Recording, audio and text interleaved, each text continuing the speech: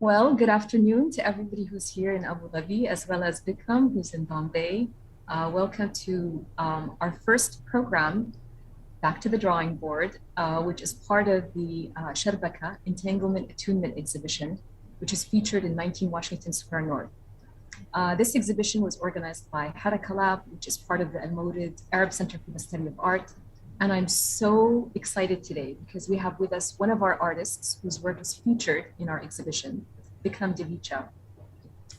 We have in this exhibition 5 stills from his film, a project called Veedu, which I understand from him means home in Malayalam.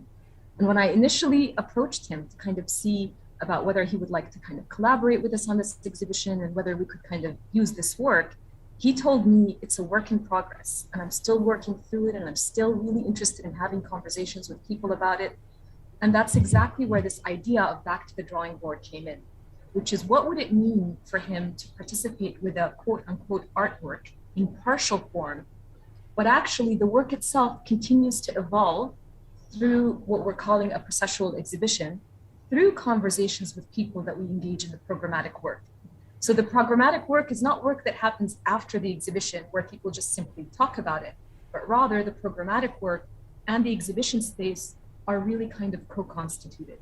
So I'm absolutely delighted to have with us today our artist, Vikram Divecha, as well as 2 wonderful colleagues from NYU Abu Dhabi, Surabhi Sharma and George Jose, who are people that I have joined in the past to co-supervise students with, but also shared a wonderful dinner experience with at their dining table, where we talked about everything, politics, art, food, and then this happened to us that enabled us to basically be together again in a conversation, discussing many of those same themes that came up at that point.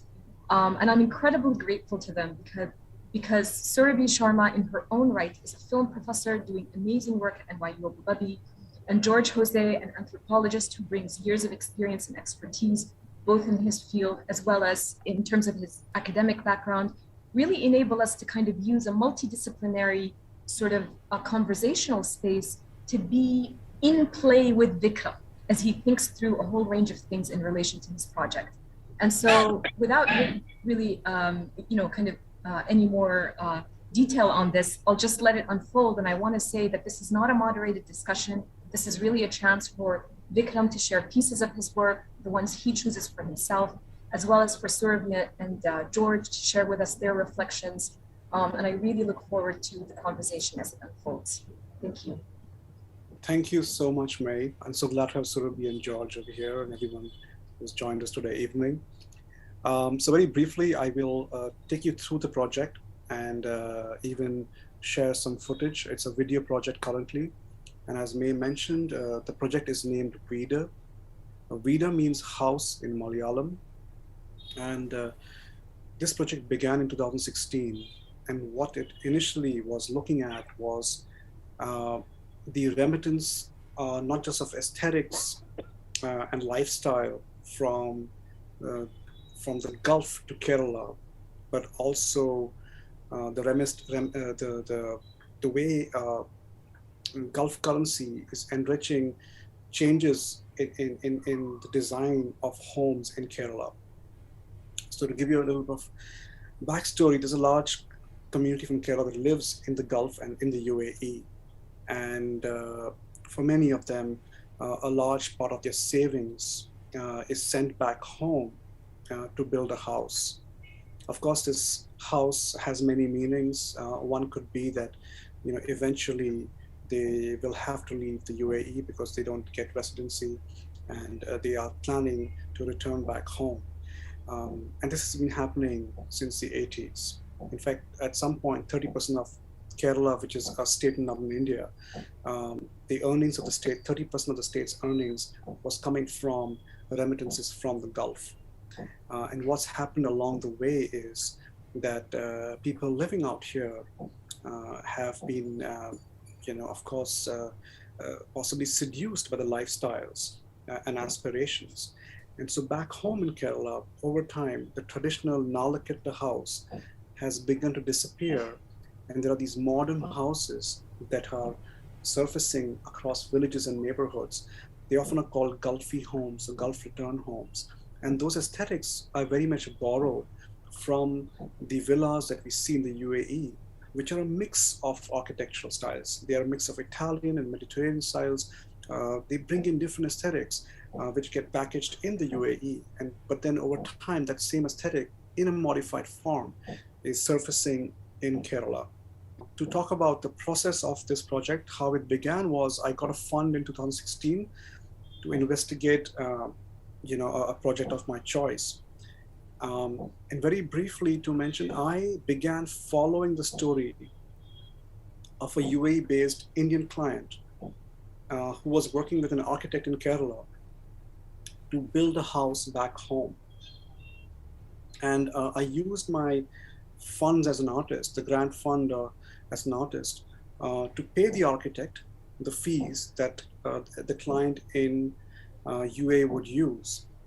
And in exchange, what both of them agreed was to make screen videos of the process of design, which you will see as this film runs through. But essentially, back in Kerala, the architect would make plans, floor plans on AutoCAD. And as he would make these plans, he would make screen videos with a voiceover. And then that specific plan would come back to Dubai, to actually Sharjah, where the Indian client lives. And then he would give his feedback on the floor plan. And this went back and forth. So I'm going to request Kashif to slightly skim this forward till we come to a floor plan.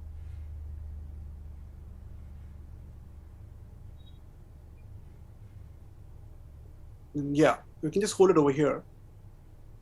So this slide is based on my feedback for the first plan. This is the second they have sent. So this is the kind of format I managed to capture for at least 2 to 3 years. I was following them,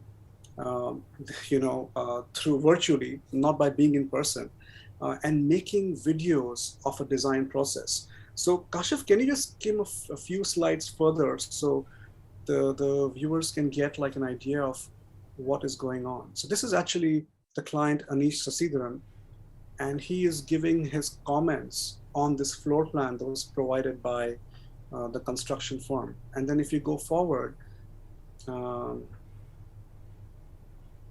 can move faster if you want. And you can still go further until we come to a plan again. Yeah, something like this. And we can stop over here. And this is like how the plan is evolved. So what's happened is that I have over years like collected a lot of footage of how a house is designed. And my initial intent was to study the influence of Gulf aesthetics that was infiltrating into the urban landscape of Kerala.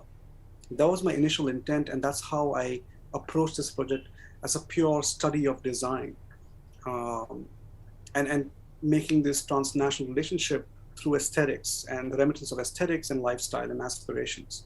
And that was since 2016, but we're in 2022 now. It's been a while, and this project isn't resolved for me. I think in between I went off to study for 3 years, and I feel there have been changes, of course, in the way I approach my artistic practice and the concerns and questions, and how do I read my material. And I feel I haven't given justice to this. And what briefly has come across is that as Anish, who is the client, is designing this house, there's a certain performance happening which tries to suggest what this house means. And it's opened up this question for me about the migrant who comes to the UAE and how he or she has to relocate themselves in the future back home. And how do they claim a position back in the society? And what does it mean to go back? How do you project that you're successful? How do you find acceptance and respect within a community? These are questions that have slowly come through as I study this material further. And I'm veering away from my initial approach towards this project, even in the form of how I want to work with this material that I have. And I'm really running this through very quickly because I'm more keen to hear what Surabhi and George have to say about this material, which was shared with them extensively a while ago. But for me, what's happening now is that this entire act of designing a house itself is possibly a performance of a masculinity, you know, and that's a question that I'm struggling to think about, but that's where I'm leaning towards now. And there is two sides to the house. One is the exterior and one is the interior. And the exterior often has these very modern facades, which clearly is a projected image to the community within back home. You know, it's about affluence, lifestyle, achievement, you know, of living rich years in a place which gives you handsome currency value, the way you're paid out here. Whereas the interior often has still some elements of traditional aspects about living. One could argue there are also aspects of patriarchy that sort of, you know, still, you know, retain within these spaces.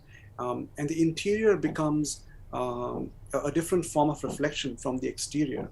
The interior seems much more unresolved, you know, if you think about it from a place of the migrant coming back home, because they have spent years living in the UAE, often, you know, where their position of power is sort of challenged constantly because they are not like the person who's in control. And when they come back, there is this desire to reinstate their control, to reclaim their place. So there is this conflict between the exterior and the interior of the house. And the building of the design of the house reveals aspects about these you know, concerns or issues or cultural aspects about this migrant male that lives in the UAE for a long time. I must also add that I've been living here since 2005, and I have many close friends, even family members, who live in the UAE. And over time, this house has become a kind of portrait from many people that I know.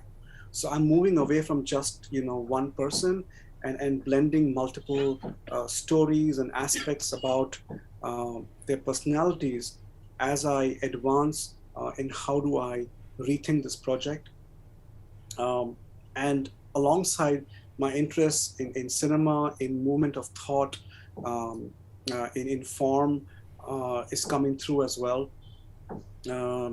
So these are questions that I'm struggling with right now, and I feel that I do not want to finish this project very quickly.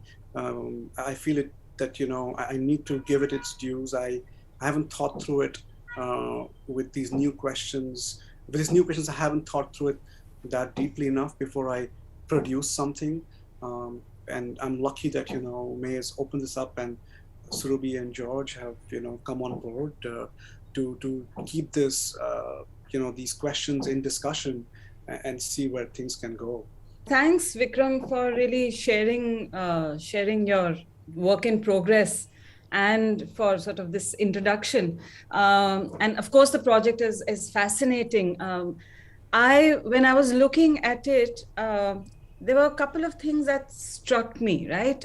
This thing that you're talking about, it being a very patriarchal space, was in fact the most important thing that I, you know, was paying attention to. And for me, it was really important the way you include the wife's voice, right? Because the wife is able to think about home very differently from the architect and from the husband.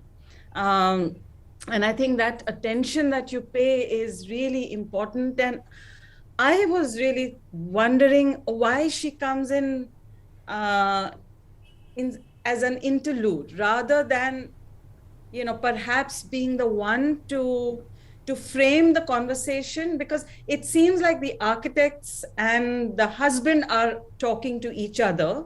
Mm-hmm. And she comes in really, and it's very interesting where you've brought her in, but she comes in as somebody who is sort of having her own conversation. She's not in conversation with the husband. The husband acknowledges her presence when he talks about the house. But she's sort of literally speaking to herself or speaking to you, which I found very interesting. The other two are really figuring it out. And I was wondering whether that's a narrative element that you can sort of take forward in a much more substantial way, because I really found it very interesting, and I wrote it down, so I'm going to read it out. The husband, in acknowledging her presence, I think one of the few, so there's once he acknowledges her presence by talking about the room where she'll see patients. Yeah. So he mentions her there, and then he mentions her at a time where he says, her idea of a house is a nuclear family, our independent family, our private times, are our own separate world, right? Mm-hmm. He sort of gives this desire to, and he acknowledges that it is her desire. He doesn't claim it as his desire. That's perhaps the only time, these two moments where he acknowledges her presence in this designing of the house, and I found that really the most, the rest of it is sort of stated in obvious ways. This was this very interesting moment that comes up. The other thing that I realized is that the only time that the husband and wife come together at different moments, not talking to each other, is both of them use the word of this house being both an ambition and a burden. Both people have actually used the word burden at two different points in your edit just now. So that was a strange coming together of the two. That was the only, like, the shared vision of the house, that it is both an ambition and it is a burden. And there's a third line that I've pulled out of the wife, which I feel is really central to how we need to frame whatever narrative you build and however you look at the material. And that's the wife's words, that is, if there is a sudden emergency, we can fall back on the house. So it's not that you can fall back on your home in Kerala. It's not that you can fall back on your family or your community. She says we can fall back on the house, which is in the future, which actually was like the framing or the words that she used. I found, I got a chill down my spine. It was a very odd, it carried the charge of, such a crazy vulnerability and dislocation, right? And yes, of course, your visual material are really these plans, these drawing plans, and I think it's fascinating. But I feel that the framing of how you see these plans needs to come from these voices, and for me, really, it needs to come from her voice, and the other two become the foil with which you are sort of able to listen to her. And so for me, these are the key elements within which you are sort of building this project. And then I actually had a question. All the shots that you have of the UAE, are these shots that you have taken, or they are filming? They're like in the supermarket, it felt like the son had a cell phone and he was filming. So is that the footage you've used? And like, who is in the car with them? Is that you following them around? So there are different things. I think that, in the supermarket, it's just the father and son, and the son is filming. Even like in the elevator, it's the son who's filming. In the initial part in the car, there was somebody else. I was never there. Like, what happened was that I had to move away because I wasn't here for a few years.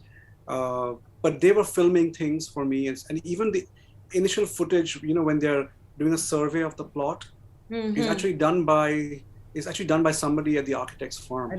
I figured that. And it was not even that I asked. That wasn't even that I asked for it. But otherwise, I had requested that, can you all film things?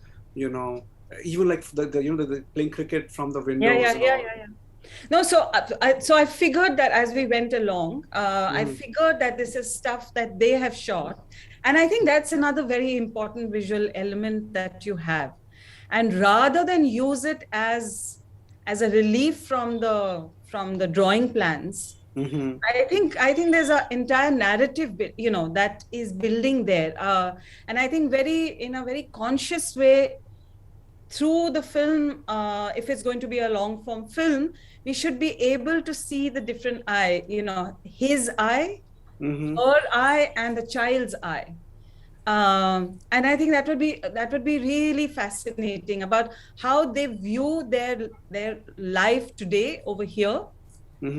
And and I think you can make it even more open-ended, where it's not about a journey or showing things, but just that you create spaces where the child is filming, or the father is filming, or the mother is filming, and like you're using the drawing plan as your visual material, this becomes another kind of visual material that you're bringing in conjunction. How they see their lives here, and how these plans imagine a future back in Kerala. And I think that material needs to work with and against each other to create a visual charge, because otherwise just now it just felt like whenever you felt that the drawing plan is becoming too much, that now you're cutting to UAE, and then you're cutting back and forth. There's no dynamic or conversation building with the two sets of visuals. And I think there's a very interesting possibility that exists there, because it was in the supermarket that I was actually wondering, what is this? Like, what is this footage in the UAE? It was in the supermarket that suddenly I caught the reflection of the boy in the cell phone, and I was like, wow, that's a thought. Like, why is that so buried? Why isn't it being brought out in a much more why aren't you declaiming what that material is? Because that shot and the shot where he shows that villa that is playing on his mind, and it's crazy, right? Because he's obviously never seen the villa from inside. He's obviously also seen it while he's driving around behind the tall wall. So he's imagining a house that he's actually hardly seen. If I'm correct, I don't know. Has he gone? Yeah. So no. It's crazy, because when you're driving around, I'm thinking, if I can see this, then that's what he can see, and on the basis of that, he's designing a house that's like it was sort of a powerful moment. But I feel like as a filmmaker, that's the kind of those are the interventions you need to make. You really need to sort of figure a way or figure a syntax to make me aware of whose gaze is this, right? So there's the architect's gaze, there's the father's gaze. There were some shots where I thought, like the playground, I wondered if it was the mother who had shot it, although you have her voice, but maybe it was the father shooting. I think you need to alert us to their corporeal presence in the UAE. And bring that in conversation to this kind of architect's vision and their shared vision, in which they're there, they're not there. It's a strange thing. And again, just one more thing, I'm just sort of laying out the points that struck me. And this may be because I missed it. I went through your film 2 or 3 times, but I kept missing it. So, the floor plan has her, what is a word that she used? Consultation room. Consultation room. Thank you, George. Thank you for the help. The consultation room, it is there, and he says that she wants a consultation room, and it could become a bedroom in the future. And in the next floor plan, the consultation room had already become a bedroom. And I was like, hey, here is where I need Vikram to come in. I don't want you to interview anybody, but I want you to acknowledge that it's disappeared. That space has disappeared. And how would you acknowledge it? I don't know, but it needs it needs to somehow come in, and you'll need to figure how you want to bring it shouldn't be stated. It shouldn't be you asking like, where did it go? But and I have no answer. This is really a question. And I was like, oh my God, this is so important. And which is why I feel actually, somehow that rather than starting with the architect and the husband's voice, which are the dominant voices, I'm wondering how you can sort of displace that and make her voice is obviously precarious. It's obvious, it's there, it's stated, it's evident. In your film, is there a way in which you can foreground the precarity and make these two main actors or the heroes of your film really fighting to get their voice back? I don't know. It might not work, but these were some of the thoughts I had, and I'm wondering if you have any responses to that. Oh, that's really interesting. I did come back to like how I got involved with the family. Is there's Anish, there's Indu, and the child. They just call him Kutti sometimes, lovingly. But initially my engagement was just with Anish, and how the project started was I did a radio competition on the UAE channel, and asked them that, do you want to kind of, if you want to design a house, I'll sort of work on this art project, and can you get involved? That's how I got to know Anish. Oh, okay. And I won't go into details about that, but then it's slowly I got to know the family. Initially we didn't even meet at his house, but slowly and then they came over to my place, and my wife speaks. My wife is, although she's from Bombay, she's Keralite, so she speaks the language, and so we got to know them, and slowly Indu's voice emerged. It wasn't initially that I had access to it, and as you mentioned that she really maybe that's actually what you point out is quite correct, which I couldn't locate, but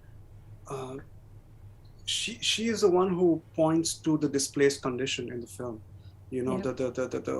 And as you mentioned that the house is there for us, it's almost like there's a third story to the house now, where the house is almost a shell from which they can protect themselves, because Anish mentions, I don't know if it's in this edit, that he doesn't care about what the neighbors think about, and so there is this tension between their community already, even before the house is built. Right. And so the house becomes a kind of a shell, and I guess Indu really points at that part, and she's much more pragmatic in her take on things, which I find, that even the fact that the house is where memories are built is located in the childhood, it's not located later, so it's already like it's not a place for their return, it's actually a place for their children to have something of their own. So it's already not about their future, it's already about another future. I was very aware about her position, but I could not, the segregation that you have done between architect and husband as against her voice is a way to bring in that tension of not what the house means, but about what it means to not be in that house. I think that's what she's pointing at, that they're not in that house yet. The house is not built, and in a sense, it's actually again pointing to them being in the UAE as against the house. It's like they're residing the house until they reside the house. They will be elsewhere, and I think that she points. So maybe she points to like the other end. Whereas Anish points to you from Dubai to back to India, she's pointing the other way around throughout the film.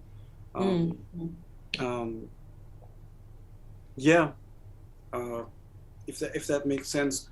But also the interviews, I did the interviews after a point when I got to know them, and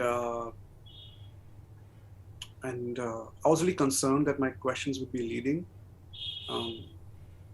So I sort of, I don't have the questions with me right now, but I took a lot of time to build a set of questions so that, we enter a place of conversation, and then as you mentioned, I remember that there was a beautiful moment where I would ask, and so I think I had interview, I think the second time when I came into interview, a third time, there was, their voices were shaping the film, and I felt that that this was also becoming like, I think that's a thread I missed somewhere, is that they were also shaping their own family video in some way. Mm-hmm. There was that, and a lot of my earlier work has been participatory, where I let,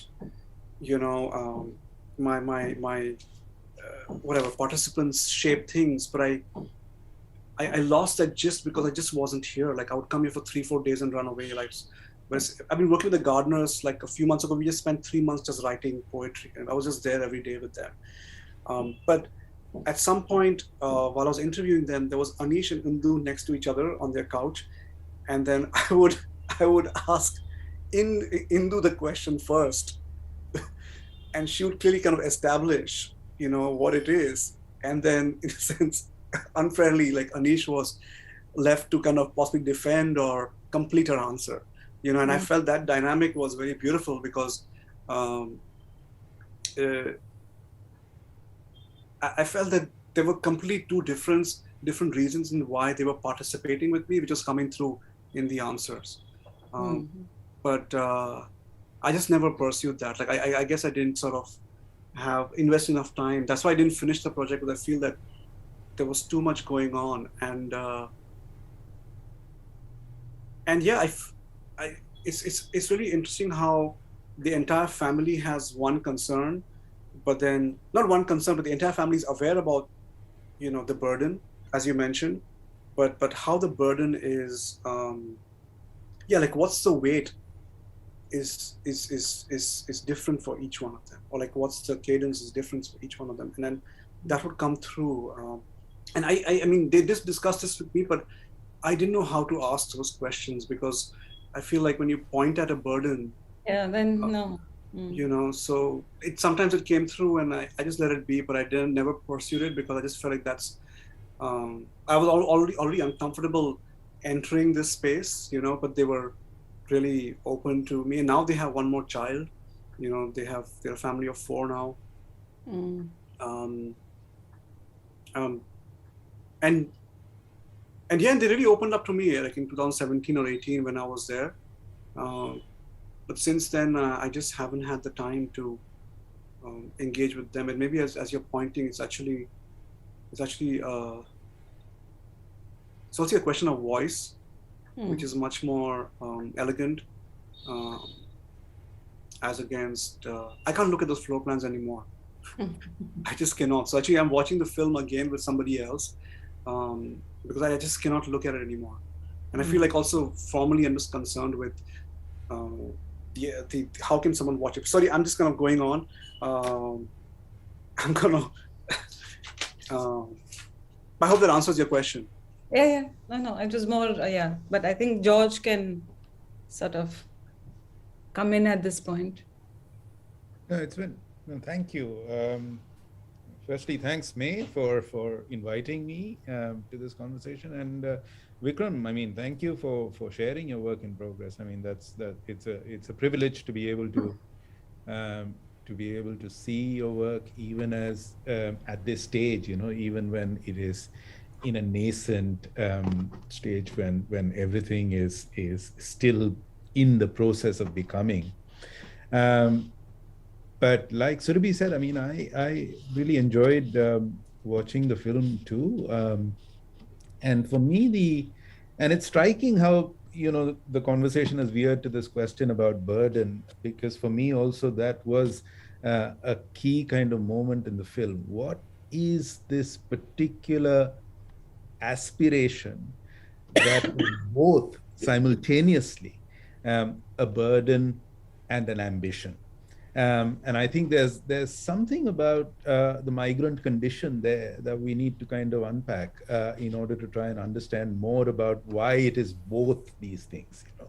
And so, in a sense, you know, for me, you know, part of the logic of why it is both is because you know, and it's there in this, you know, in this beautiful, and I think, you know, as Surabhi also was saying, I think there's a question about how to kind of frame Indu in the film, because she really has some of the most striking things to say. For instance, about, you know, when she's asked about her her aspiration for a house, she's saying, you know, she says very very interestingly, she says, I for me it's not about a new house. For me it is a house that holds memories of growing up, you know, the house that has memories, right? So there again, you know, I wonder if there is a way in which I don't know if we are whether Anish and Indu seem to kind of imagine house differently. Is there a difference there that needs to be kind of you know, listened to? What does that story tell us, probably? But to return, before I go on to that point, but to return to this kind of question about the burden, I do feel that there's something about the migrants' present that is always, in a sense, understood as a sacrifice for a kind of future that they are trying to build, right? I mean, now that I think when you were talking about the plans, I think in some sense for me, those plans need to begin to enable me to understand what is both a burden and an ambition, you know, and part of that has to do with the sacrifice of the present in order to realize a future, and where all of them know how precarious that future is, how difficult it is to envision that future. And so how do you begin to actually, you know, bring that that tension, you know, because in a way in a way, you know, if one way to think about what Indu is saying, all your memories are being made now, you know, as your child is playing cricket, as you're going and shopping in the supermarket, you know, as you're living your life, and as you now say, as you now are adding a new member to your family. This is where memories are being made. This is where the home is. But in some sense, there is a certain way in which you're trying to plan the home, where you're trying to kind of, you know, plan the future. And in many ways, I think, you know, I felt that how do we deal with that tension? I don't know, but I think that's one of the kind of promises of the film is to look at this kind of way in which there is a way that on the one hand, you're living your life, you're experiencing home here as a migrant, but also on the other hand, the home that you're building is a kind of a claim making, is a kind of, you know, trying to kind of make your presence felt where you are now no longer living, right? So you have the kind of dual problem of sacrificing your present temporarily and being absent in a space where you feel at home at the same time, right? I mean, so that is really, in some sense, a very poignant moment of what you might call the migrant condition, you know, and that's what I think, you know, the film is able to kind of communicate, and really for me,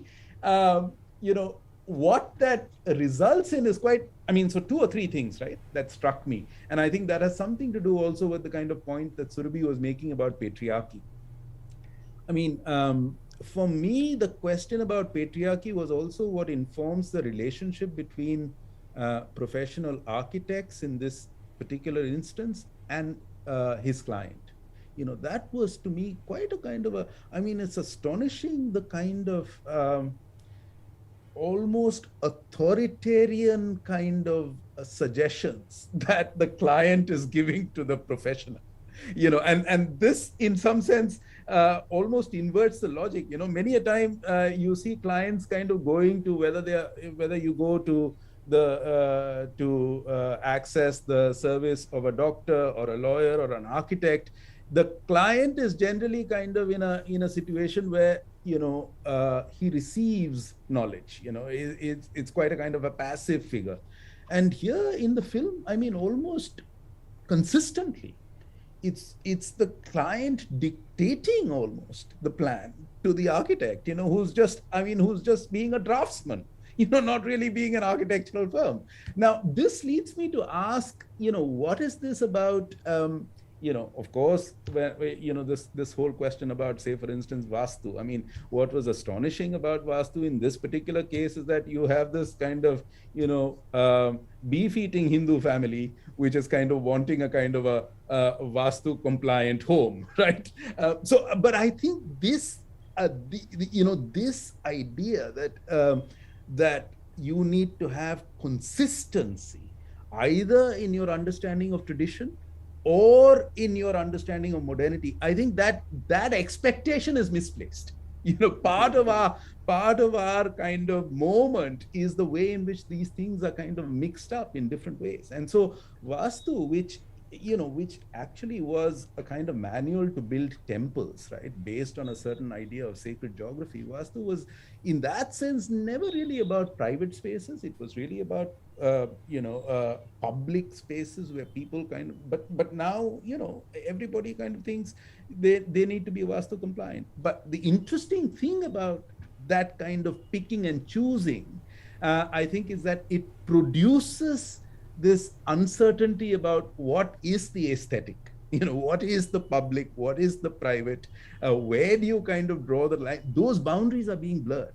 And so for me, the most fascinating part of it is we are planning a nuclear family. We are planning a dwelling for a nuclear family. But actually the grammar and the idiom of this nuclear family is by definition the extended family. This house will never be born, even it will never be constructed if it isn't for the brother-in-law and the father-in-law and the uncle and the others kind of overseeing this construction. It's actually being planned. Even as, we are being told this is the nuclear family, it is actually being planned for the extended family, not for the occasional friend who will come, but indeed for people who will actually come and stay with us, and so on and so forth. So I think, what it complicates is this easy binary that we tend to kind of, live with, especially in the academic field, between tradition and modernity. And actually those terms are really not helpful when you see the actual experience of people undertaking, kind of important decisions in their lives, so to speak, I mean, I have a couple of more points, but I also kind of a little bit mindful of time. So probably we can have a bit of a discussion around this and then come back to the other points. Yeah, me? Sorry. Sure. Yeah, thank you, George. It's interesting you point out to how he insists on how the house should be designed, because can you hear me? Yeah. Yeah. Because as I got to know Anish, he's a really sort of, soft-spoken person, and then slowly this aspect about him came out, and so that is something that I point out in some of the slides that are showing the exhibition that May has curated, that he goes after the position of the toilet. Now that's one of the points I want to come to, but it's just insane. And then I spoke with the architects. I said, what's going on? Like, why can't you put it in the right Vastu position? And says, we have done our bit. And so Anish found his own person. And I've been researching this, about this Vastu concern and how there's been a return of Vastu. And some have pointed out it's also a return to like a right-wing sort of, in a subtle way, it's sort of projecting how the design is also a reclaiming of identity, Hindu identity, and essentially like the aggressive insistence for me is very much like how it almost is a metaphor to the aggressive, Hindu charge that is taking place. Now that I'm in Bombay, I met my friends after 5-6 years, and I'm a little bothered about how my conversations have been. It hurts me because I've known my friends since second grade, and these are people I'll never ever lose touch with. But it's just that some things bother me, and I think there's something like this whole Vastu thing about the toilet, or even the master bedroom. He goes after the master bedroom, and those things. So that's when, I felt like those aspects about him, and he's unlike this person. And what's funny is that the firm Events Construction, at some point they're just a client servicing, appeasing, entity. So even they always say, "Sir asked us to change this, sir asked us to change that," and so that for them to maintain a clientele, they clearly understand is not to give them a good design, but is to pander to this person who gets to do what he wants over here, and they understand that very, very clearly. They're very, very sharp, because if you meet the person who runs Events Construction, you can't speak to him like this. But I met all their team members who basically have been designed to be client servicing people, not designers who provide solutions. And that's why Surabhi mentioned suddenly that the room just goes away. You want this room, so it's like, I think anything is possible on a floor plan, right? Like I want a room today, and I want to remove it. And so Anish was pointing out how also the designers kept changing, and they would even come back so fast with their floor plans. They clearly had all these templates lying out there, and somebody just so that's another investigation by itself. But I think to come back to, I think that's one question which I feel that's its own, or maybe for me that sort of has interested me a little more in the designing aspect about the house. And that was, if I would remain true to my initial intention, was to deal with a film just with designing. The interviews came in way later. They were not how I began the film. And I think that I didn't know how to deal with it. And that's why I brought in all this other material. So I feel there's a clear sort of division which I can point out to in my approach. It wasn't like, how do I deal with this? Because even dealing with those floor plans after a certain point is not, it's difficult for me. So I'm actually redoing all the floor plans in a simpler, similar format, so I can visually even look at them, or even if somebody sees them, they can understand, okay, the staircase has moved to here. You can't see it in my film. They keep changing their format. But then to come back to this question of the burden and the ambition, and the sacrifice of the present, for me, this is just such a large, and how you have to sacrifice the present for the future. It's such a specific condition of the UAE. Where do we learn to project into the future? Or at least I've been here for more than a decade, and recently my wife and I were driving down, and now there's a hoarding which says UAE 2040. So 2020 is the old story now. Now it's 2040 because a new set of people, so going to deflect them into another future. 2020 is over. It's only 2022, but we still call it Expo 2020, which is really interesting. And that's why, Surabhi, when you speak about that wall, which is such an interesting motif, because the wall of the house is a site of projection, because you can't even see the house behind it, and so this that you can take on the burden because somehow you're taught how to project things in the future is such a interesting cultural disease for us, right? That we just have learned how to believe something, and it's not even mythical, right? It's not like a belief system. It's literally a concrete future that we project in the future. It reminds me of something that I think Oscar Wilde said was that people will only believe in the unbelievable, you know. And for me, like that just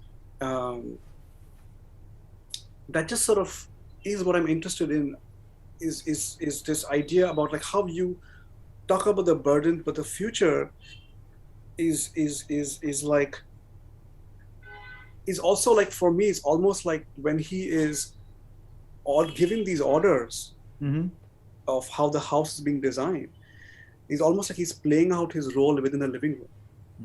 You know, like for him, he's already inhabiting those floor plans.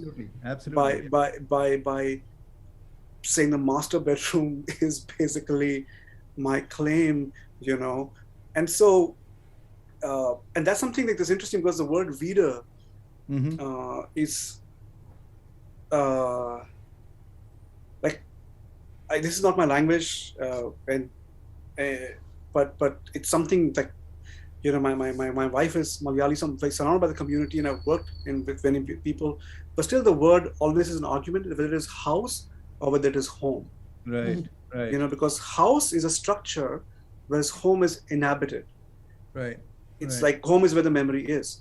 But for me, the floor plan is already a home, because he's already getting to be himself out there, where he has the subservient designer who's calling him, sir, I'll change things for you. So he's already inhabiting that floor plan by dictating to push the toilet here, push the staircase here, expand the master bedroom. And so that is, shrink the kitchen. Don't forget the shrink the kitchen at the end. Because they have the rough kitchen and the main kitchen. And interesting that you mentioned George, but there's somebody else. It's funny, but like there's a Malayali poet I'm working with on this project, and he built a house in a part of Kerala. He lives over here, and he says like his people from his village went and complained to his parents that Kutti's been living in Dubai for 20 years. Where's his palace? You know, so he was forced to build that house. You know, so when you talk about this idea about the burden of the future, but the burden of the future, the expectations were pressurized by whom? You know, like the burden is someone else's expectation. You know, so what do I need?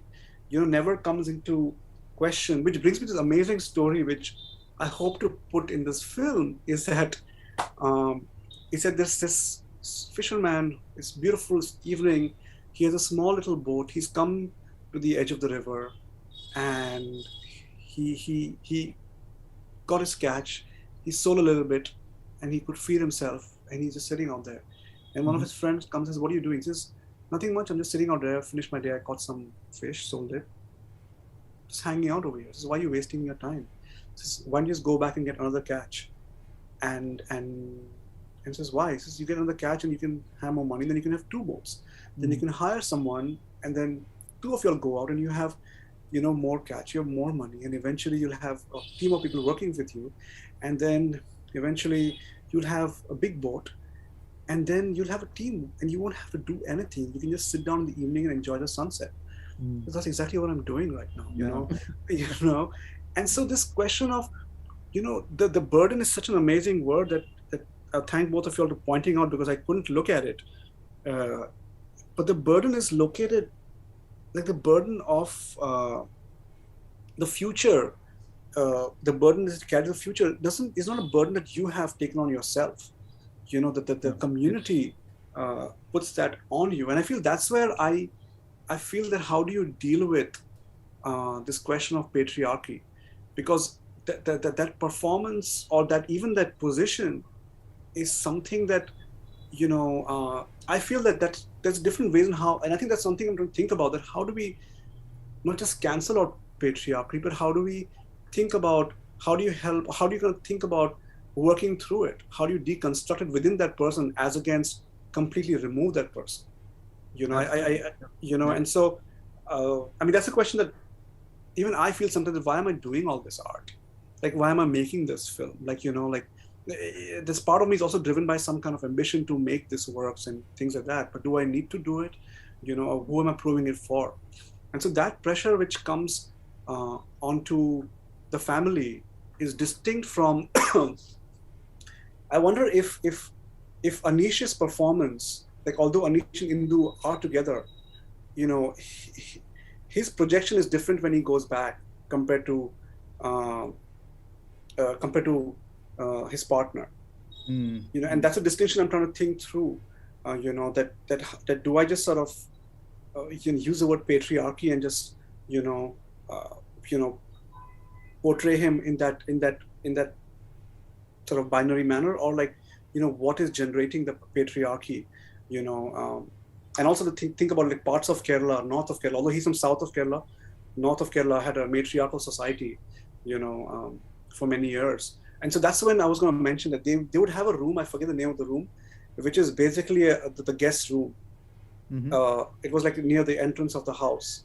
And so there was always like someone coming in, living and going. But that room over time has dissolved. So the sort of, it is becoming slightly, the fluidity of the extended family is being slowly weaning out. But yeah, like I'll leave it at that. I just wanted to come in with one last point, if I may. I know George has a few more points, and I know we are already over time. But just quickly, I'm not. We can go on, unless yeah. The one thing I just wanted to also alert you, Vikram, is that why would this material seems to also you can think about it not necessarily as a linear single long form documentary. I was really imagining, for me, for a long while, the UA material was sort of bothering me. It wasn't sort of gelling, but I was imagining if you were to have a projection or a series of projections of only the floor plans, or a room full of floor plans with just the date, So we see a progression of the idea. And actually all three voices, the architect, the husband and the wife, these three voices are voices that I choose which one I want to listen to. It could be three sound showers in that space in the middle. So I can see the progression either in one flow of the floor plans and only look at it through the lens of her voice or his voice or the architect's voice. Or I can alter, I was imagining that it's somehow the fact that it needs to come into the single frame and linearly over time is where I feel you've made certain choices that are reducing the potency of the material. Even in the long form, there are ways in which you can work around that problem and sort of, where your voice comes in, but not your voice as voice, but as the way you edit and structure this material. But I really also, it seems to be inviting the audience to really find their own vantage point, to look at nothing other than these floor plans over 2 years or 4 years or whatever it is. Just a thought. No, that's great. Yeah. No, I think you'll help me parse things very clearly, which I think that because maybe I've been moving through all of them simultaneously, I couldn't sort of parse things over here, but that's beautiful. Yeah, I know. I'd love to continue this conversation, as it were, but very quickly, as it turns out, are you guys able to see this? No, because I've blurred my background. You've blurred your background. Remove your blur, then we can see it. No, we can't see it like this. That's too much trouble. But the book I was holding up is actually N.S. Madhavan's Litanies of Dutch Battery. Have you read it by any chance? This is a novel. No. So it's very interesting. In this novel, there's a toss-away line that talks about the modern Malayalis' obsession with the toilet. Oh, really? I mean, it's interesting because he says, we seem to, by we he means the Malayalis, right? Malayalis seem to, by the late 20th century, which is when the novel is set, in the 1950s, he says, we are obsessed. I mean, we are totally obsessed with the toilet. And the toilet, he points out, the toilet, the Malayalam word for toilet is kakus. Yeah. Kakkus, and kakkus is a corruption of the Dutch kakhuis. Oh, okay. And he says, therefore, what would we have done? Where would the Malayali have been if the Dutch were not to have been here? we would be in trouble, right? Now, the interesting thing about the kakkus, the toilet, right? And the interesting thing about two aspects of the Malayali, and as you pointed out, Vikram, quite astutely, Veedu, this thing about what is a house, what is a home, and the kind of it's obviously not just a literary confusion, but really a philosophical question about, do we make that distinction? Where does this distinction emerge? Is this a distinction that is salient for us? But also the fact that the term janela, janela is the Malayalam word for window. Now, janela is a Portuguese word, right? We don't have a Malayalam word, a kind of, within Malayalam, within Malayalam itself, it's a loan word. If window is a loan word, if toilet is a loan word, right? What does this tell us about the Veedu, right? I mean, this is for me an important question, because in many ways, right, the Vastu was never set up to tell you where the toilet should be located, right? The Vastu is not, that's not its business. The Vastu Shastra is really a Shastra about trying to build a temple, the Hindu temple. It's about where do you place the god, not where do you place the toilet. Precisely, Wow. precisely. Wow. And therefore, look at the number of translations that Anish Shashidharan has actually done to now bring the manual that tells you how to build Hindu temples to make it speak to where the toilet should be located in a private home in post-capitalist Kerala, right? This is an important kind of, translation, right? And it is precisely what is the labor of this translation that goes invisible, in a sense, right? I mean, we take it for granted. We think that, somebody has done it, but clearly it's not the architectural firm that's done it. Is it within the kind of living experience, the kind of, is there things in the culture of Kerala today that can kind of be, in some sense, point us in that direction or be clues in that direction? Those are really, for me, the important questions, because, just to go back to what Surabhi was saying, which I think is really, really important, because the Hindu's presence, and that's important for me also because, Kerala is somehow kind of valorized within within India as far as the place of the woman in society is concerned. It is seen as the exceptional space. It is a space where women ostensibly, are more empowered. They're certainly more literate compared to other Indian women. But does that translate into undermining of patriarchy? That is really the question, right? And is there a way in which a certain kind of distinctive form of patriarchy not only exists but thrives, and what are the kind of other forms in which the woman's place is co-opted within the home, even if it kind of shows itself up as erasing a professional consulting space in order to kind of convert it into a bedroom. But I think there are these fascinating questions that I think your film actually throws up, and there's a lot there to kind of actually I think tease out, and I wouldn't want to kind of think about the form. Surabhi has already kind of made her kind of artistic project out of your ideas. but I think it clearly is a generative space. There's a lot that one can think. And we haven't even spoken about caste and the toilet question with caste. Yeah. So they had a toilet outside as well earlier. Yeah, of course. Which can be accessed separately from the outside. Yeah. By those who would come into work, right? Because or the outsiders, because there's the whole impurity question there. But yeah, I think we're really running out beyond right. that. All right. Thank you so much, Surabhi and George. That was great. I hope we can continue this informally somewhere. Yes. But yeah, and thank you, Mary. Yeah, thank you so much, really, Surabhi and George. I, just wanted to take a second to say, I am so, so grateful, actually, to both of you for taking the time to, look at Vikram's work and for being so thoughtful about and generous in terms of how you're thinking with. This is something that, honestly, I want to tell you that I miss so much.